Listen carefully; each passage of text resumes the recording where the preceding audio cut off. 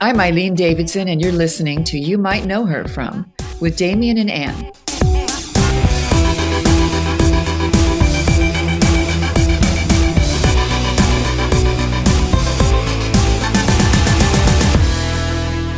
Ooh, did we just do acting warm-ups to get us ready for this recording? Yes, we did. Yeah, we did. Damian put his hands into a fist and then shook them in front of his face, which if you went to acting school, you really know is one of the faves. It really loosens up a lot of things. I love watching like people's like mouths be like, as they have their fists in front of their face. We used to have to stand and point at a wall, and we would have to say the phrase, "Hey, you there. Hey, you there. Stop that." But you would have to throw each word at the wall with your hand, and you would have to say, "Hey, hey, you." It went on for hours. This was a degree. This was a degree that I received. I love the breathing exercises of like, oh, it's blowing out someone's eardrum this morning. Good morning. Hello.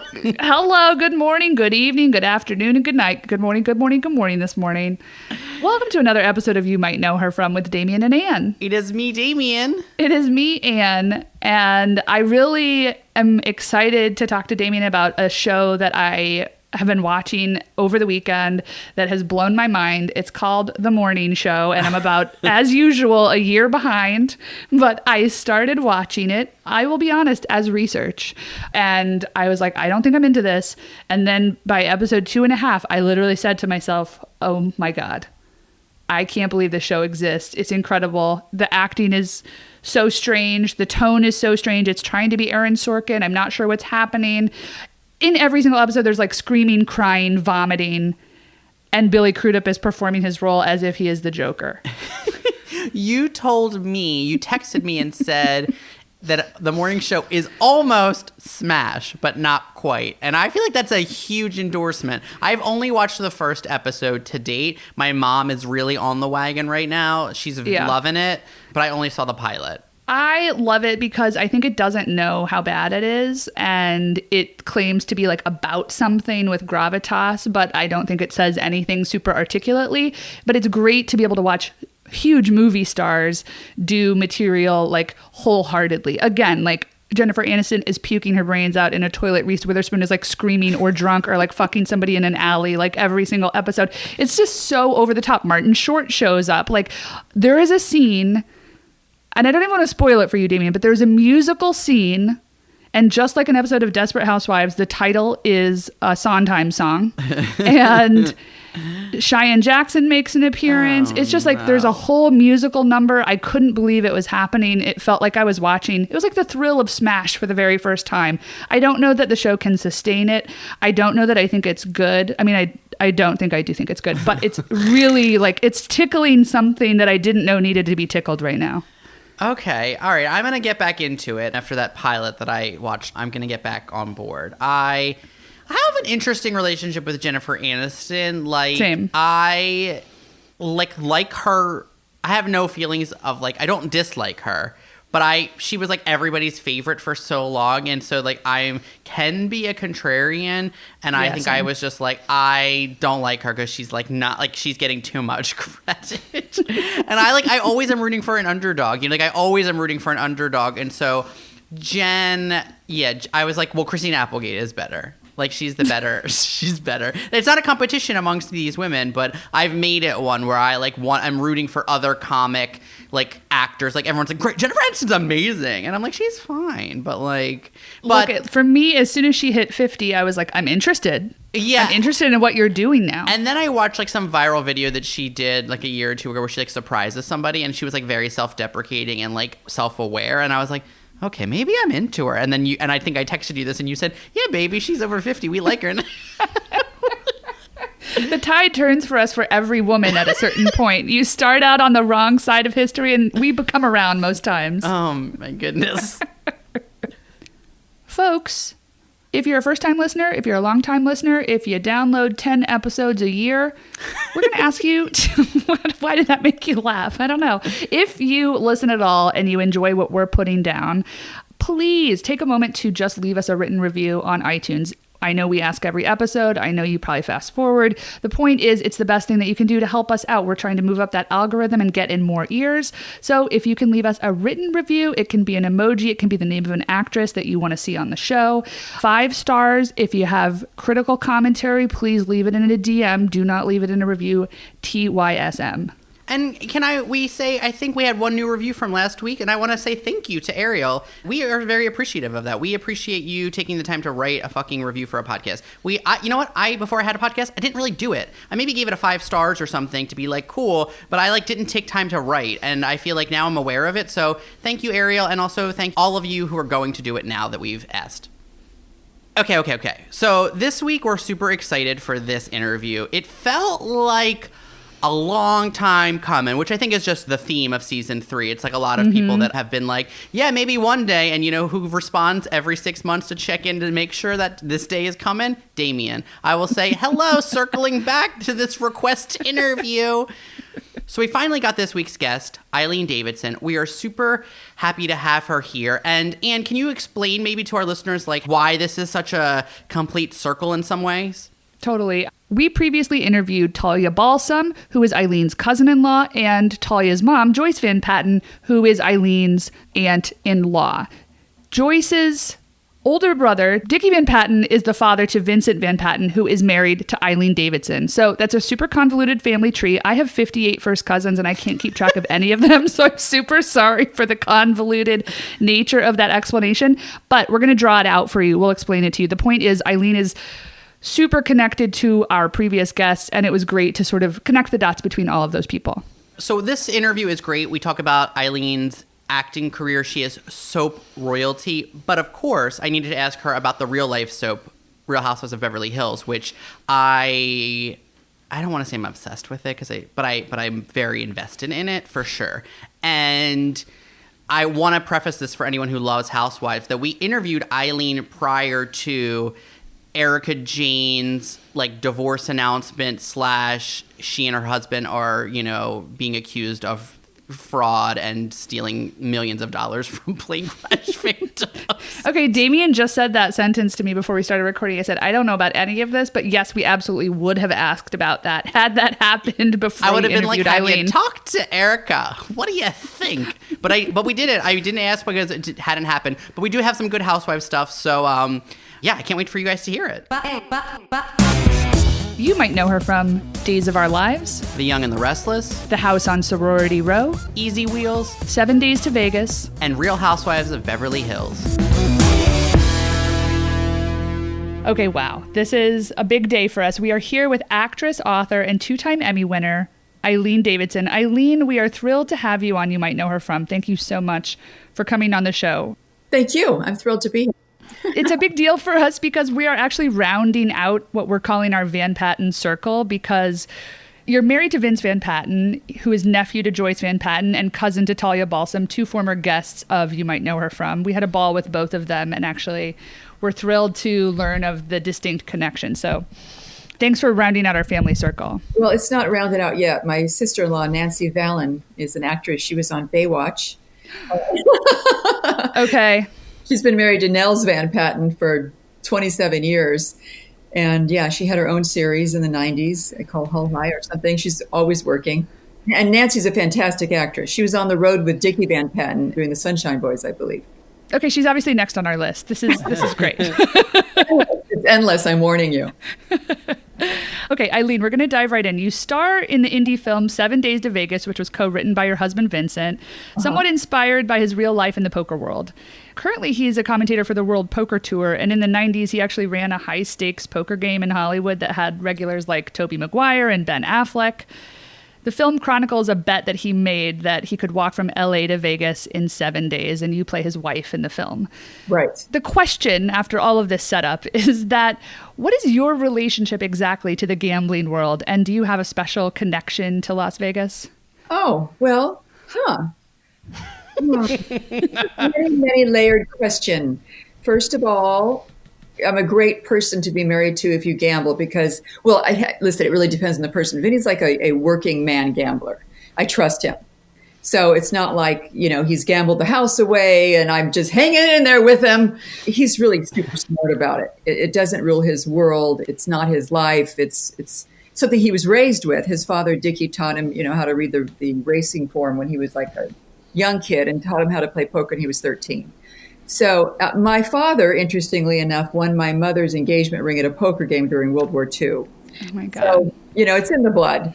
And I'm actually the one who talked him into writing this script because he'd be coming home every morning telling me about these crazy prop bets that went on while they were playing these very long poker games. And I said, you should really write a movie about this because these stories, nobody would believe these stories. The things that you people do are insane.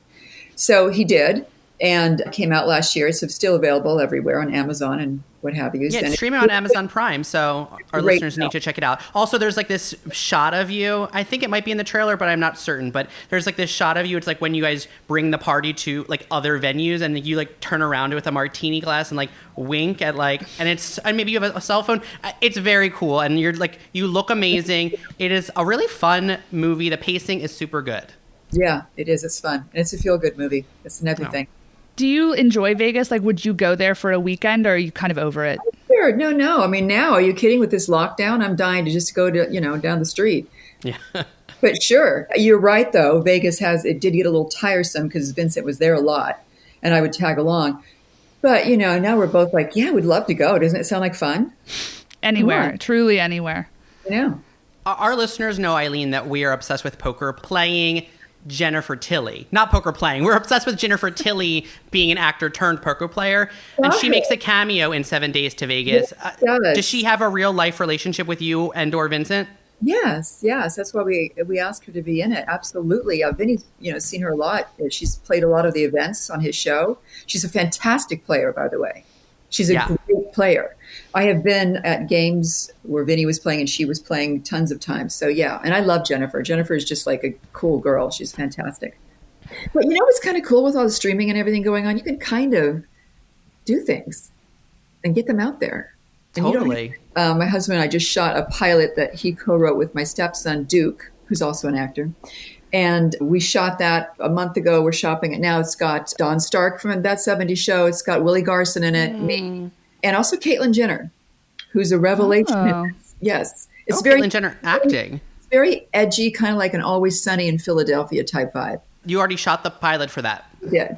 It's based on an apartment building that Dickie Van Patten still owns, even after his passing. Obviously, it's still in the family. And they kind of always rented to struggling actors and friends and a motley crew. So, is Willie Garson also like a friend of the family? Because he was also in 7 Days to Vegas. No. He was cast in 7 Days and has become a friend. He's a terrific person and such a great talent. Yeah, excellent. As well as Don Stark. Don Stark was in 7 Days as well. Oh, that's right. Okay. How is Caitlyn Jenner connected to the Davidson Van Patten world, or she wasn't?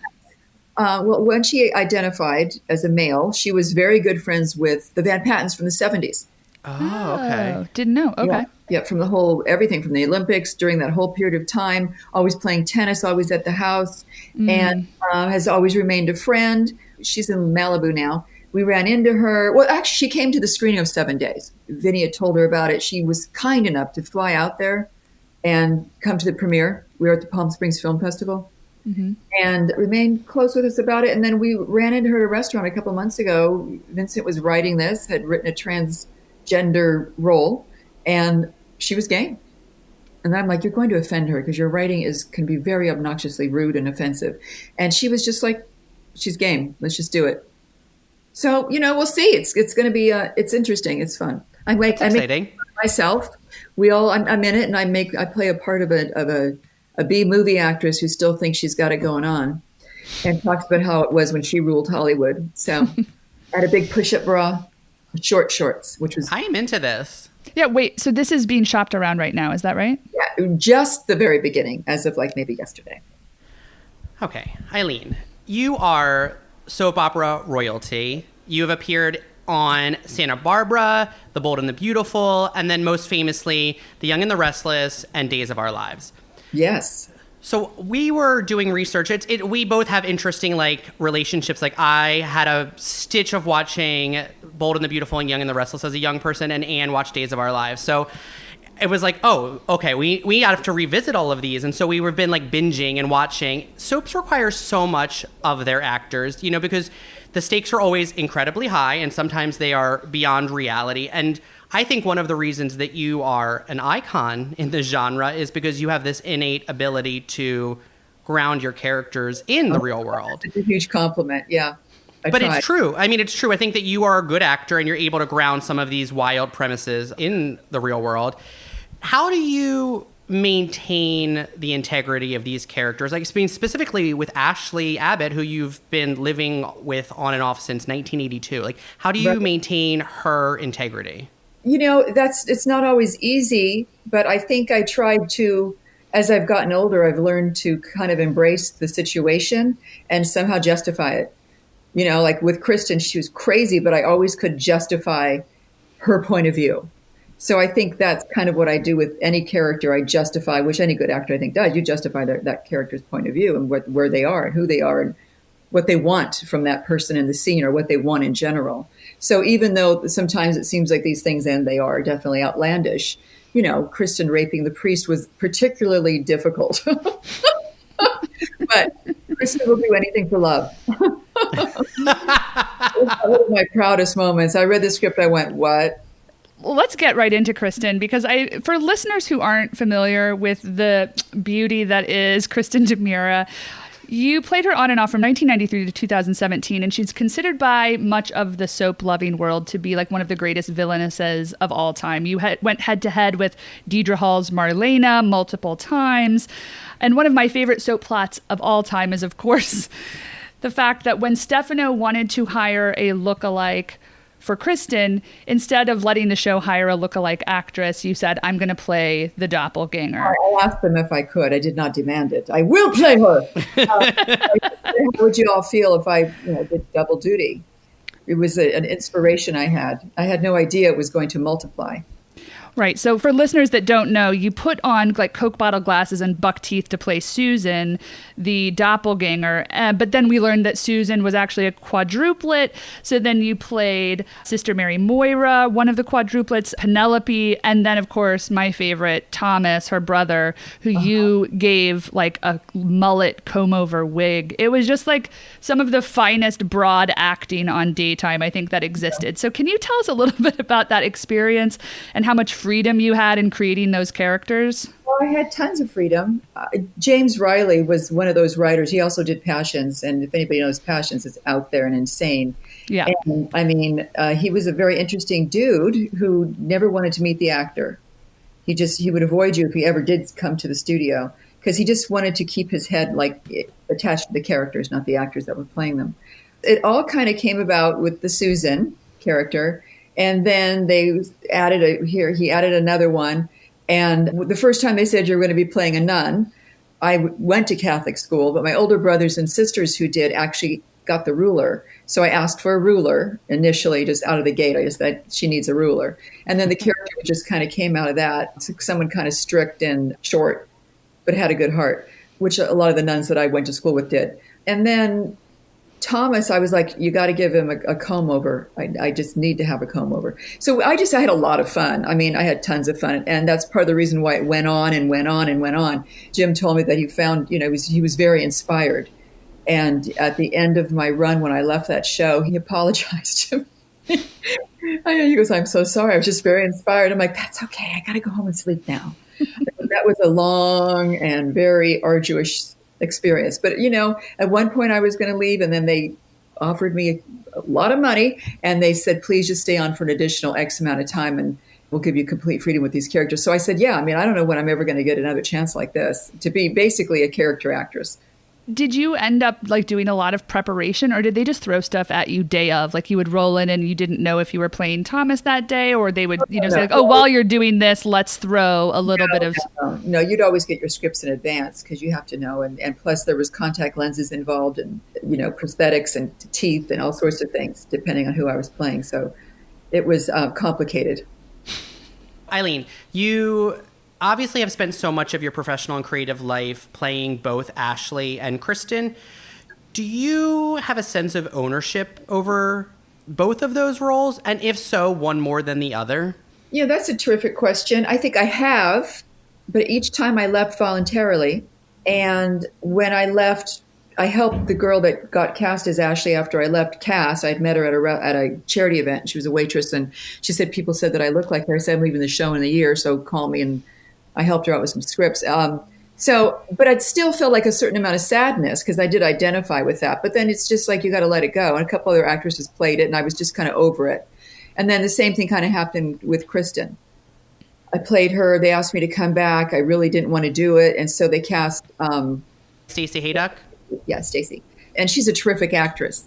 So it kind of helped me when they cast her in that because I didn't want to do that. I kind of felt like that kind of helped me break it because I had a really strong connection to Kristin, and then that having her play the role just kind of broke that for me. So I don't feel that way now.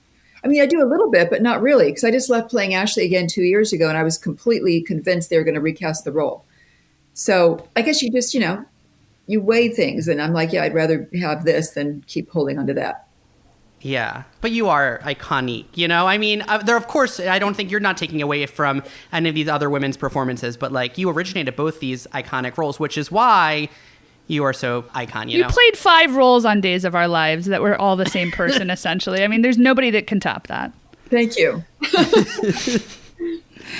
Okay, Eileen, you star in the 1982 slasher flick, The House on Sorority Row. Yeah. The film has a cult following, and in fact, Quentin Tarantino selected it to screen at his very first annual Tarantino Film Festival in Austin.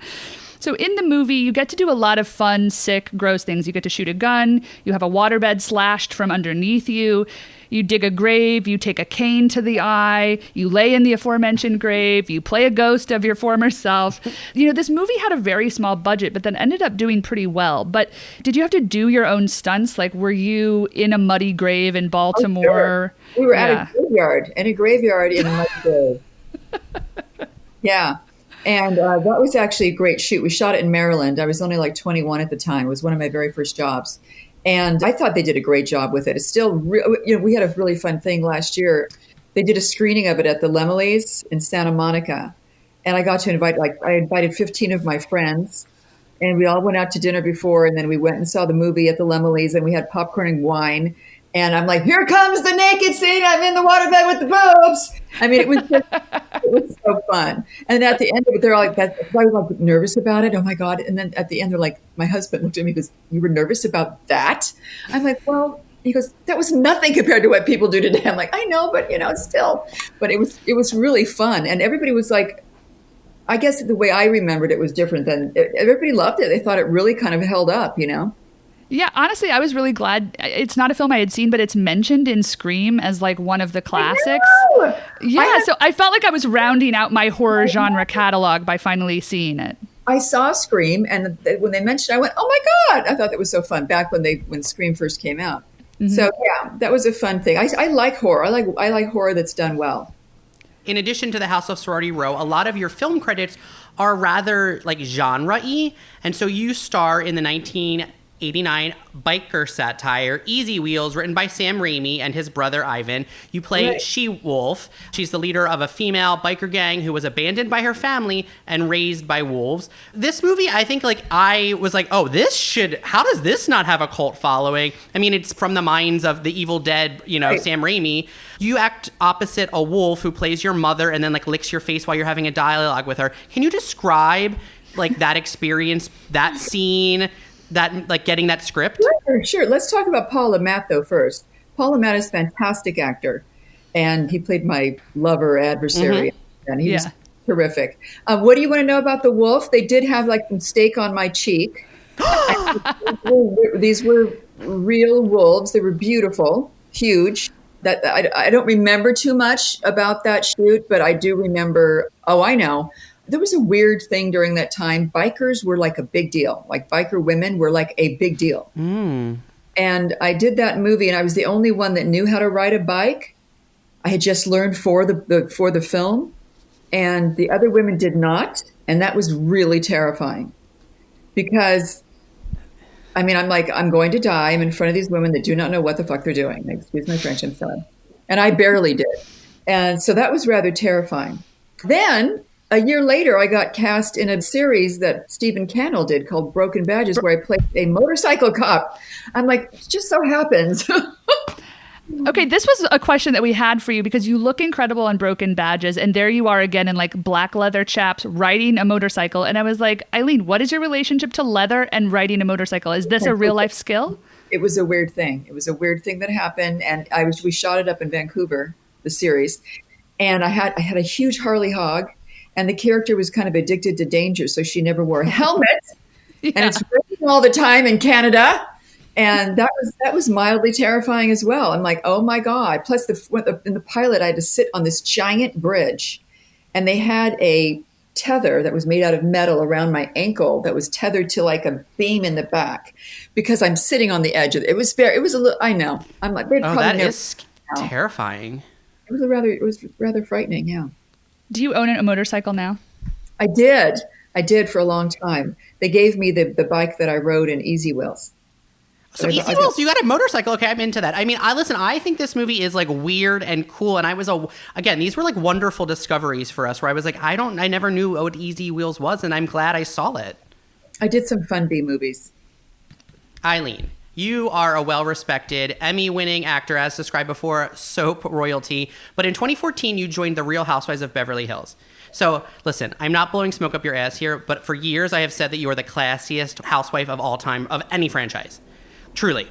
How did that opportunity come to you? And like, were you hesitant to take on reality TV? Did you have concerns about how it would affect your career, your like acting rep? All of the above. Sure thing. It came about, strangely enough. They have these different producers that they put out trying to find housewives.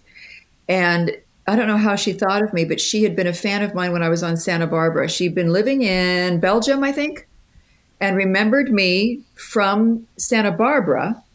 Didn't know what I'd been doing now, but she IMDb'd me, found out that I was married with kids, and asked me if I was interested. From Santa Barbara in the early 90s in Belgium. Okay. I know. Lo and behold, I know they're talking to Lisa Rinna too. Lisa Rinna and I go way back. So that's how that happened. Yes, I had tons of trepidation. My husband and I talked about it a lot. I met with the producers a lot. One of the things, probably you can also tell from the choices in filmmaking, I like things that are kind of scary and kind of challenge me, whatever. And I thought at this point in my life, it would be an interesting challenge to do something like that was different. Well, and it puts eyes on you from a whole different audience. Like now people who are watching Bravo in the evenings now know you if they're not familiar already with your acting career. It's also, at that point, even it was... some people were worried for me. Are you making the right decision? This could destroy your marriage. This could destroy your family. And then Vinny and I are like, well, I think we're going to be okay. And if the kids don't want to do it, we'll stop doing it. It was always one of those situations. If somebody's not comfortable with this, we won't do it. Everybody was fine. And this isn't the entire reason why I stopped doing it. But my son, Jesse, who started to become a teenager on the show, just was not comfortable with getting recognized at school. He would get recognized at school. I like the way he handles things. One kid came up to him and said, "Aren't you on the Housewives?" And he's like, "No." And he walked away. Oh, I love that. Eileen, you've talked about sort of the exhaustion post your Days of Our Lives run, but also that after Housewives, you needed to be on hiatus. Which experience did you find more draining? Days or Housewives? Right. Well, it's draining in a different way. Being on a reality show, your person is also being attacked constantly for a myriad of reasons. And you really kind of feel exposed and like your life. I just did a 2-hour Bravo show on Tuesday. It's a new show that Bravo's doing, Life After Bravo. And I hope I wasn't too negative on it because I really don't feel negative about my time on the show. But it was hard on me. I had a particularly difficult time involving people that hadn't signed on to it. And when things would come up and they were being brought into stories, I would always be on the phone the next day going, "Oh, holy crap, I just saw this episode. I'm so sorry. This is..." Blah, blah, blah. So it's emotionally taxing. And you're kind of like always on high alert. You never know what someone's going to say or what someone, and even when you're filming, you're that way. And then even after filming, when shows start airing, it's like, oh my God. And because it's the nature of the beast. So after I left, the one thing I found out that I just thought it's a beautiful thing is that when you're off it, it just kind of goes back to normal very quickly. As soon as you're out of the line of fire, the fire dies down. And that was, I've told a couple of people that too, that are still on. I'm like, you guys you're going to be fine. When it's over, it's over. It's not, it doesn't last forever, all that high anxiety. Well, I think that's hard though, because I think for you, you have this career that is, you're an actor. You're an actor first, I think, at least, and you have a family. I think that some people want to be reality stars and like are sort of willing to stress themselves out or put themselves in high, which is why you were classy, because I felt like you never were putting it on when you're an actor. So you could have, but you were never like putting it on to become the center of attention. You were always practical and pragmatic and like level. Thank you. And also I had joined because, the money. You can get to a certain point financially, the branding. Some of the things that I was offered, I didn't want to do. I didn't want to travel to do a home shopping type thing because I was still working on Y&R and Days at the time. There's only so many things I could be doing at the same time. So the branding thing, I did some of it, but it just kind of didn't. So it's like, well, what are you doing it for?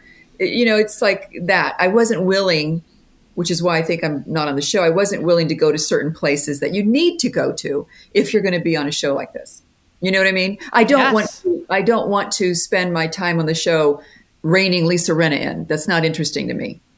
Yeah, I hear you. Speaking of Lisa Rinna, so you and Lisa Rinna joined in the same season, and the way they sort of introduced you to the group was that you were a close friend of Lisa Rinna's.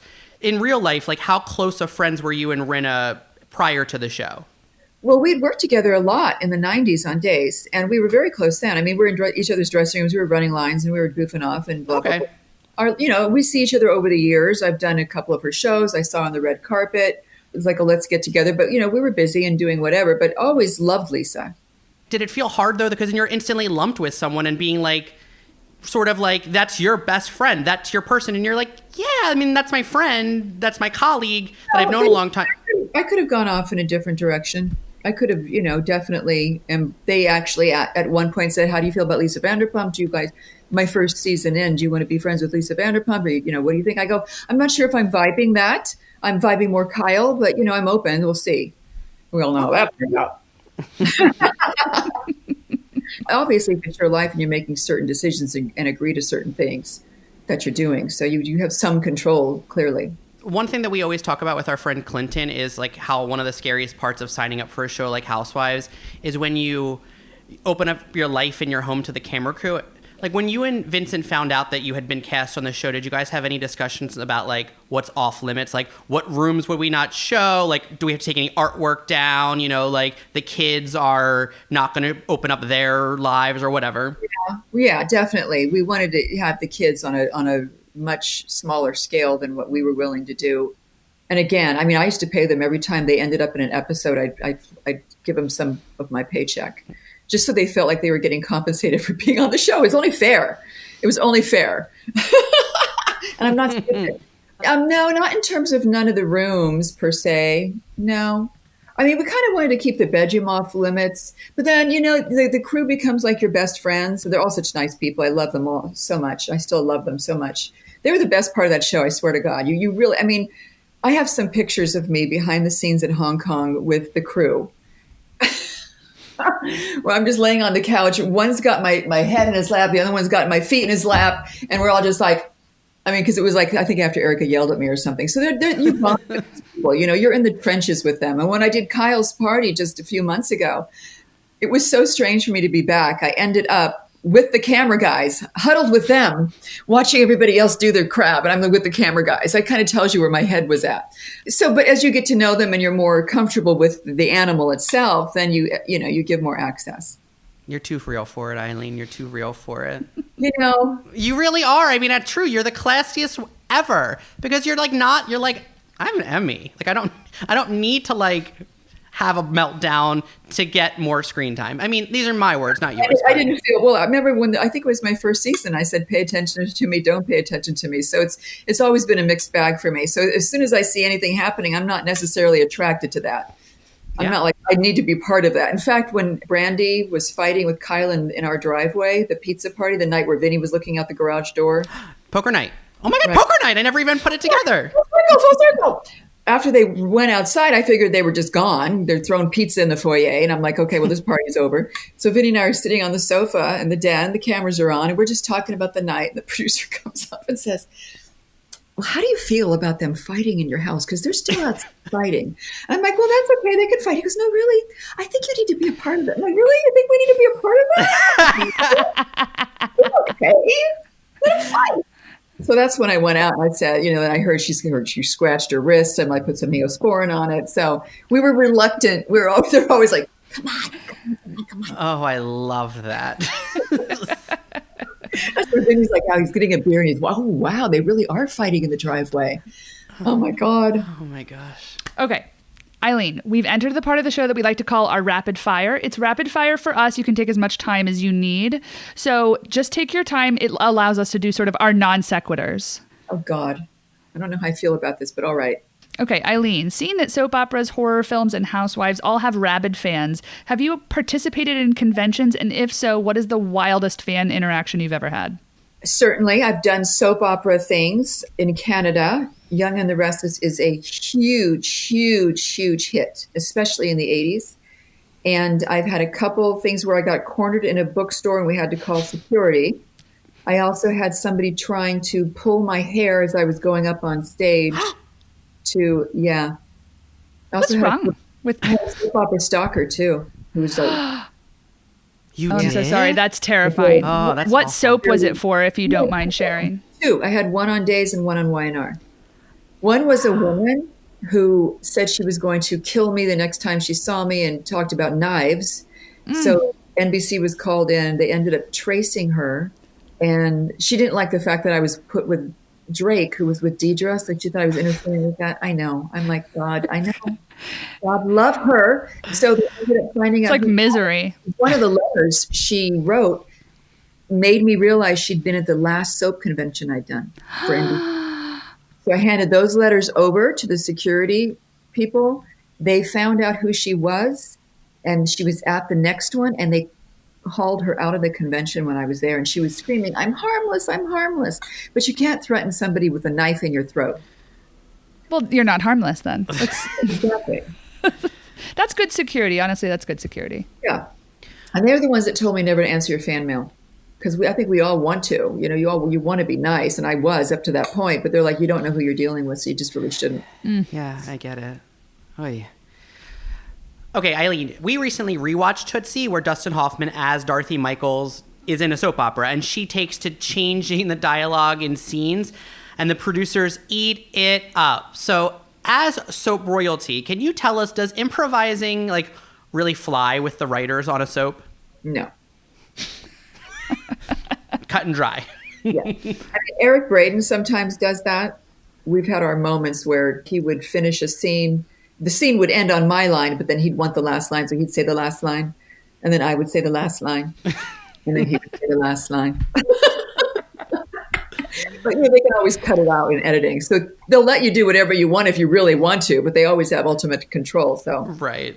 And we're good friends, by the way, now. So no rumors, no rumors. Bygones are bygones, no more. Okay, Eileen, your cousin-in-law, Talia Balsam, told us that your mother-in-law, Pat Van Patten, is a numerologist. Yeah. Has Pat ever told you anything about your numbers? And what did she have to say about the 7 in the title, 7 Days to Vegas? I'm a 9. She's done my numbers many times. They're great numbers. Okay. Great. What is a 9? What can you tell us about a 9? I think what she's told me, it's been a few years, but, well, highly evolved. I love my mother-in-law. You thanked her in your Emmy speech. You thanked her in your second Emmy speech. Good. She's so cute. I'll tell you, you know what's so funny about that story? Let me just tell you really quick. Because I was getting ready because she lives in the Valley, which was close to the venue, and I live in Malibu. So I was at her house with the makeup and hair and getting ready. And I said, I'm not going to win, you guys. I'm not going to win. But if in fact I did, I'm going to thank you, Patty. She goes, really? She goes, nobody's ever thanked me. I go, well, I'm going to thank you if I win. And so I won. I'm like, shit, I got to thank her. So I had a whole host of other people I probably should have thanked first. But she is the most amazing woman. I love her dearly. And so it was wonderful to be able to do that. Anyway, I love that. So that's what I know about 9s, is that I guess they're highly productive people. Yeah, I'll have to look it up. It was a good number, though. She would always tell me it was a great, I had great numbers. Okay, Eileen, while on The Real Housewives, you were called a beast by Kim Richards in Amsterdam, had Wasn't Lisa it Van... overdone? A beast? It's so much. It's a beast? What? But you had a great iconic response, which is, how dare you? Who said that? Again, my mother-in-law. That's her line. How dare you? Oh, I love it. All the time. Pat. When she talks about people that are dissing her or that she's not invited some, how dare they? And I just sort of absorbed it from hearing it over the years. So you were called a beast by Kim Richards. You had Lisa Vanderpump interrogate you rudely about your marriage at a white party, and you had a drink thrown in your face by Brandi Glanville after you refused to act for her for $40 cash. As of today, of those women, who do you like the most and who do you maybe like the least? See, I've been away from it all for so long. You should have asked me this a couple of years ago. I feel much more understanding of the whole situation. For all of them. Brandi and I are fine. I don't have any ill will towards either one of them. I don't think that's necessarily reciprocated. I'm talking about Kim and Lisa Vanderpump. I don't know. But okay. I would say I'm fine about, all three. We're kind of, I felt the same way at the time. Now I'm kind of like, Everybody has their own reasons for doing what they do on that show. And it's the kind of show where to keep it on, you got to do certain things. Yeah. So if you take things personally, if you look at it from a wider perspective, you're like, maybe Lisa Vanderpump felt that the show needed that. It was a bitchy thing to do, but what the hell, let bygones. It's a mind thing, though. It's like a mental, it's like bad behavior is rewarded, So it's like all. But you know what? Then you got to leave. You shouldn't be there because that's what it is. That is it. If we all got along and everybody was nice to each other, it wouldn't be on TV. Boom. Yeah. Okay, Eileen, you starred opposite Armand Assante and Jon Voight in the 1990 film Eternity. You guys are really going just all in. Man. We're getting in there. We do our research. We watch these movies. Okay, and so what I learned was that apparently you and Jon Voight dated for a few years, and the tabloids love to say that you were steps away from being Angelina Jolie's stepmother. So how close did you actually get to that? Well, we went out for a year. Okay. It's significant. Yes. And there was talk about marriage, but there was a 20 years age difference and it ended fine, but a long time ago. Can you tell us why Jon Voight always wears a white scarf to award shows? I guess he likes the way it looks. Does he still do that? I haven't seen it. It's a signature move. It's a signature move. I don't know. I love a signature move. It's his thing. So you make a cameo in the last Sharknado, and in the finale of the film, time as we know it begins to collapse, creating a time-nado when you appear as Marie Antoinette along with a slew of other historical characters, and you're in good company because LaToya Jackson shows up as Cleopatra. How many days did you appear on set? Did you meet or act in real life with LaToya or Tara Reid or Ian Ziering? No. I know the writer of Sharknadoes. Okay. Scotty Mullen. And he called me and said, do you want to do the last Sharknado, do a cameo? I'm like, yeah. But it was only a couple-hour shoot, but it was really funny. And we were all cracking up. It was hilarious. I'm like, off with his head, off with his head. I mean, we were, let them eat cake. I mean, it was this whole thing, and then you see barely none of it. But when we did it, it was actually fun, very fun. Eileen, you played Thomas Banks, a man, of course, on Days of Our Lives. We are very into you being in drag, which leads us to the question, fuck, marry, kill the following women in drag. Victor from Victor Victoria, Yentl from Yentl, or Terry from one of our favorites, Just One of the Guys. Okay, I'm not sure about the Terry, Just One of the Guys. You're not familiar with Terry? Okay. Damian, do we have a backup for Terry? Gwyneth Paltrow in Shakespeare in Love. Okay, so what is the question? Fuck, marry, kill Victor from Victor Victoria, that's Julie Andrews, Yentl from Yentl, Barbara Streisand, or Gwyneth Paltrow from Shakespeare in Love. Isn't it? That's a tricky one. I don't think. Who are you going to kill? I wouldn't kill any of them. You have to choose, Eileen. You have to choose. Come on. I think I would have killed Yentl before, but now I'm into Yentl maybe the most. Yeah, that would be my first instinct, but I'm just going to, I don't know. I don't know. It sounds like it's bad luck. To kill Yentl? Yeah, it is. It is. I don't know why, but it does seem. Maybe. Oh, kill Goop, Eileen. Mary Julie Andrews. Okay, well, fuck Gwyneth Paltrow. I can see this quote going down in history now. And then, I'm on the fence about killing Yentl. But yeah, we're gonna. Okay. I'm gonna say that I think just for argument's sake, I think that Barbara Streisand is probably going to be the best in bed, so I'm going to fuck Yentl. I just think that Barbara Streisand has something super sexual inside her. She's a very passionate actor or performer. I think I have to leave this podcast now. I don't know. Talking about Barbara Streisand this way. Eileen, you co-wrote a series of books about a mystery behind the scenes of the soap world. Yes, look at, there's the cover of one right there. Oh, amazing. Okay, yeah, so these include Death in Daytime, Dial Emmy for Murder, Diva Las Vegas, and Swingin' in the Rain. So any chance that there would be like another book in this universe, or that these could be adapted for like a TV miniseries or film? It has been adapted and was very close to being produced, but unfortunately, it's a long story. My husband and I are both our scripts, 7 Days to Vegas and mine, both got picked up by the same production company. Okay. This is not a lie. My film was supposed to go into production in 2 weeks. It was very close. And then Vinny's schedule changed. His film was going to be shot after mine. So he said, can we flip? So his went first. And then in the interim, my producer that was attached got fired. And my script just kind of got lost. It's one of those sad stories. But it's like my husband's script. And so it's kind of like, so we still are shopping it around now. Is this Death in Daytime specifically? This is an adaptation of that, or this is a separate idea entirely? Definitely, it's an adaptation. That's exciting. My fingers are crossed for that. Also, not to we need to keep talking about Housewives of Beverly Hills, but I don't remember hearing about you being a writer, so it was a really exciting to discovery. And I was like, oh, I wish that I knew that these existed when you were on Housewives. It's very cool that you wrote a book series. Right, soap opera mystery series from Penguin. It's very cool. Okay, Eileen, we know that based on your work on Days of Our Lives that you are a master of disguise. We've long talked about wigs and teeth work over here on You Might Know Her From, so can you please just set the record straight? If you had to choose only one, which would you choose, wig work or teeth work? Teeth work. Why? What do you mean? Why are you reacting that way? No, this is just us. We love both wigs and teeth, but are you meaning do I want to get my teeth done? Or no. No, like when you're fake acting. teeth. When you were Susan. I found that character through the teeth. Have you used fake I teeth? had my own hair at times, but the teeth still made that character. And it was the same guy that made the teeth for Austin Powers that made Susan. I love it. I love it. Wait, someone told us, I think Jessica Heck told us that a lot of actors now use fake teeth when they're acting, and that's a new wave in acting. Have you used teeth in other performances, in other movies or shows? I don't think so. I'd have to think back. I don't think so. I mean, I think I've stuffed things up here to do speech things, to change speech, but no, those teeth were kind of it for a very long time. Okay.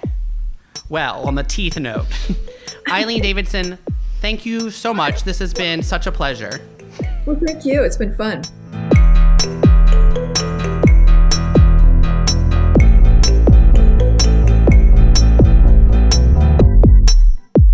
Okay, Eileen was exactly how I imagined her to be, which is to say, really no nonsense, really quick and dry, her sense of humor.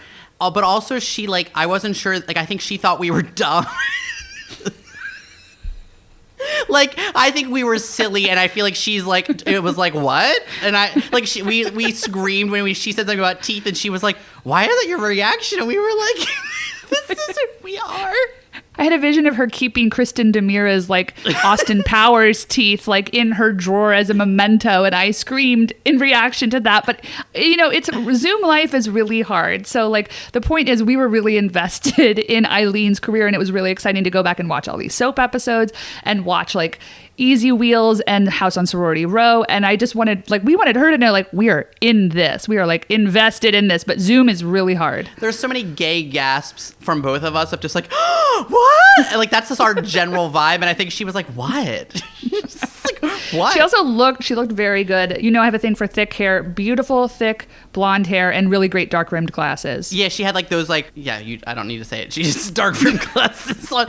But I was just so tickled by Eileen being I don't know about you two. And I felt when we asked her about Fuck, Marry, Kill with the drag kings, if for lack of a better word, and also about John Voight and his scarf, she was like, what? And I was like, I love you, Eileen. Classiest housewife of all time. Anne just kept going with the John Voight thing. I was like, let it go. I can't let it go. John Voight in that white scarf. It is embedded in my memory. It has been one of my bits since I was 13 years old when I discovered Angelina Jolie. I said, why is John Voight wearing a white scarf to every single Oscar ceremony? I just needed to ask about it. It's something I think about. And I didn't realize Eileen had a relationship with him. So I thought she was my direct line. So I couldn't let it go. I forgot you're obsessed with Angelina Jolie. So that kind of also is interesting. Yeah, I mean, what budding closeted lesbian and as a teenager that came of age in the late 90s wasn't? Yeah, but I was looking back recently as that, like, I think a lot of lesbians were very into Tomb Raider, which I definitely saw opening night. But for me, it wasn't Tomb Raider. It was this terrible romantic comedy, romantic dramedy. Playing by Heart that stars like 85 people. It's one of those like interconnecting vignettes, which is a format I hate, but I was obsessed with it. Oh boy, it's not good, but it's lovable, and it's how I discovered Angelina Jolie. My parents went to go see Dancing at Lugnasa, and I said, sorry, I got to go see this movie starring Gillian Anderson in the theater next to you. I'll see you when Dancing at Lugnasa is over. Actually, and I I've heard that it. story, so I feel like maybe I do know the story because I know that part. I know that they went to see... Oh man. Well, folks, we're so glad you're here to hear about all of our budding closeted queerness. Ooh. Oh, and you need to connect. Okay, so for next week, you need to connect for our listeners Eileen to next week's surprise or mystery guest. Eileen Davidson is longtime friends and former cast members with Lisa Rinna, Real Housewives of Beverly Hills, who happened to star as Roxy in the Chicago revival on Broadway. And if you know the original production of Chicago on Broadway, it starred Jerry Orbach as Billy Flynn, who was in Dirty Dancing with Kelly Bishop, who was in the original production of A Chorus Line with next week's guest. Oh man, I love that. Yeah, that's so true. So Eileen to next week's guest via those 7 connections. Real direct line. Folks, please make sure you're subscribed to You Might Know Her from wherever you listen to your podcast. And while you're there, let us know what you're thinking. You can also follow us on social media. That would be Twitter and Instagram. You can find me at Damian Bellino, and you can find my little idiot friend over here at Rodeman. That's Rodemanne.